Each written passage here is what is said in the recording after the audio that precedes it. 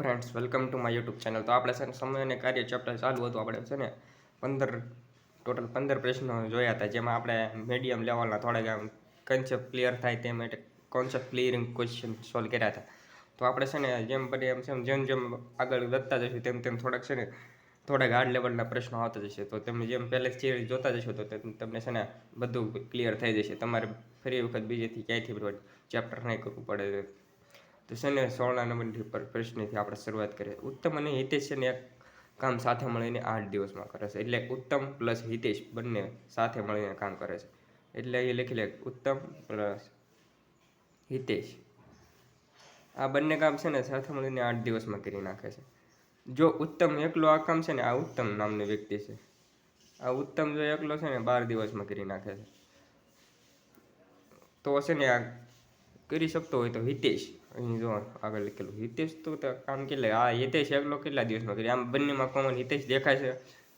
હિતેશ શું નહીં, સોરી હાસું આપણને છે ઉત્તમ બંનેમાં કોમન દેખાય છે. તો આપણે ઉત્તમને પહેલાં એફિશિયન્સી શોધી નાખશું, એટલે કે આપણે કાર્યક્ષમતા. એટલે 8 અને 12નો એલસીએમ થશે ને 24 કરશે તો અહીં 3 એફિશિયન્સી મળશે, જે આ બંનેની સંયુક્ત છે ઉત્તમ પ્લસ હિતેશ. અને જો ઉત્તમની એકલાની શોધવાનું તો 12 તો 24, બે તો આની ઉત્તમની એકલાની છે, તો હિતેશ પ્લસ ઉત્તમની 3 છે, એટલે તો 3 - 2 કરવી તો હિતેશની કાર્યક્ષમતા મળી જાય. તો હિતેશ બરાબર આપણને કુલ કાર્ય આપણને છે ને જો સૂત્ર લખી નાખ્યું આપણે. કુલ કાર્ય આપણે છે ને ટાઈમ શોધવાનો છે, તો કુલ કાર્યના છેદમાં કાર્યક્ષમતા કરવું પડશે, જેને એફિશિયન્સી એટલે ટોટલ વર્કના છેદમાં એફિશિયન્સી એટલે 24ના છેદમાં 1 કહીશું. તો આપણો જવાબ તો 24 જ રહે છે. એના છેદમાં 1 હોય તો કાંઈ ફરક નહીં પડતો. તો 24 દિવસ લાગશે. જો આ કાર્ય છે ને હિતેશ એકલો કરે તો એને 24 દિવસ જ લાગે. બંને સાથે મળીને કરે તો આ 5ના છેદમાં 24 એટલે કે 4.8 દિવસ લાગે. એ રીતનું જે પૂછ્યું હોય. તો ત્યારબાદ જોઈએ 17મા નંબરનો ક્વેશ્ચન. એ, બી અને સી એક કામ અનુક્રમે છે ને 6, 12 અને 4 અને 12 કલાકમાં કરે છે. આપણે છે ને ગયા ચોથા પાર્ટમાં છે ને લગભગ છે ને કદાચ 15મા નંબરનો ક્વેશ્ચન આને જેવો હતો. તો આને આપણે છે ને સોલ્વ કરી નાખશું.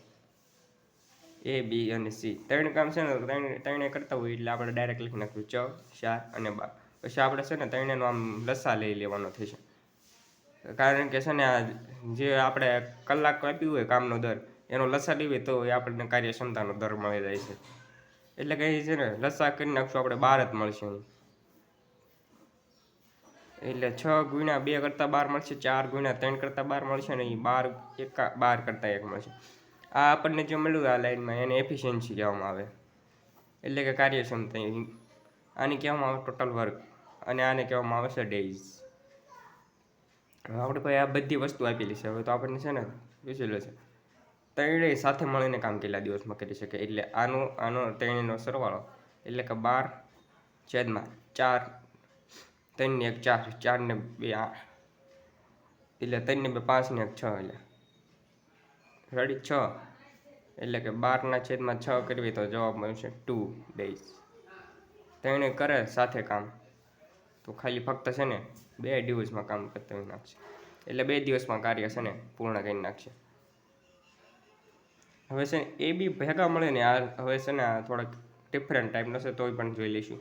આપણે જે રીત તો સેમ જ હતી એલસીએમ વાળી, એમ મેંકી જ દેવાની, જેમ A + B કરતા હતા 12 દિવસમાં કરે છે. ત્યારબાદ છે ને બી અને સી, બી + સી 15 દિવસમાં કાર્ય કરી શકે, તથા સી અને એ બધા નોખા વ્યક્તિઓ આપેલા છે બબ્બીની જોડકામાં 20 દિવસમાં કરી શકે છે. બરોબર છે? એટલા સુધી ક્લિયર છે. ત્યારબાદ તમે આ બંનેમાં જોઈશો ને તો બધામાં છે ને બધા બબ્બે વખત રિપીટ થતા હશે. જો એ 2 વખત રિપીટ થાય છે, બી 2 વખત રિપીટ થાય છે, સી 2 વખત. એટલે ત્રણેયમાં છે ને બબ્બે કોમન છે. એટલે આપણે જે કોમન ફેક્ટર છે તેને જ લઈશું. તે જ આપણો કન્સેપ્ટનો કી પોઈન્ટ છે. તો તે સમજશો ને તો તમને અહીંથી જ ક્લિયર થઈ જશે કે કઈ રીતના શોધવાના થશે. તો 12 × 5 = 60 કરતા છે ને 60, 15 × 4 = 60 થશે, 20 × 3 = 60 થશે. અને જો સી એ કામ 3 દિવસમાં કરે, બી અને સી કામ છે ને 4 દિવસમાં કરે, અને એ અને બી 5 દિવસમાં કરે. હવે ત્યારથી આપણને ત્રણેયનું સાથે મળીને કીધું છે. જો એકલાનું કીધું હોય તો પણ કઈ રીતના શોધી શકાય તેના વિશે આપણે આગળ ચર્ચા કરીએ. સૌપ્રથમ છે ને ત્રણેયનું ભેગા મળીને શોધી નાખીએ. જેમ કે આપણે ટોટલ વર્ક કેટલું આપેલું 5 + 4 એટલે કે 9 થશે. 9 + 3 એટલે કે 12 થશે. 12 આપણને આપેલું છે ટોટલ વર્ક 12. હવે આ 12માં તો છે ને બધા બબ્બે વખત આવેલા છે. એટલે કે આ રીતનું છે જો 2 કૌંસમાં a + b + c. એટલે આપણે આને કઈ રીતના લખવું સમજો છો? આમ a + b, b + c અને c + a. હવે આ બધામાં છે ને બધા બે વખત રિપીટ થશે એટલે બેને આપણે કોમન કાઢી લીધા અને અંદર ખાલી a + b + c વચ્ચે એટલે 2a 2b 2c એ રીતનું છે. હવે ત્યારબાદ છે ને અહીં છે ને ટોટલ વર્ક તો 60 છે એ તો બરાબર જ છે, પણ અહીં ટોટલ કાર્યક્ષમતા છે ને 12 થઈને.